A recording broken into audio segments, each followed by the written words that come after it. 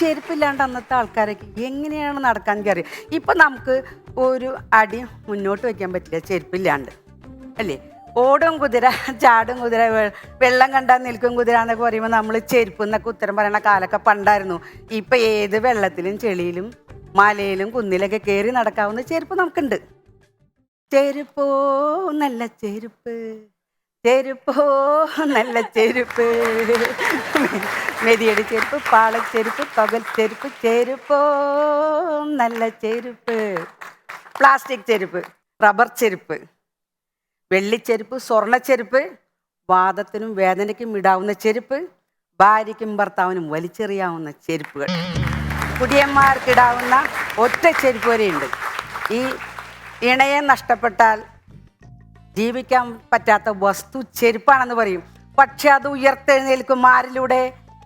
കുടിയന്മാരിലൂടെ ഉയർത്തെഴുന്നേൽക്കും. പൂവാലന്മാരുടെ പേടി സ്വപ്നം, യുവതികളുടെ രക്ഷാമാർഗം.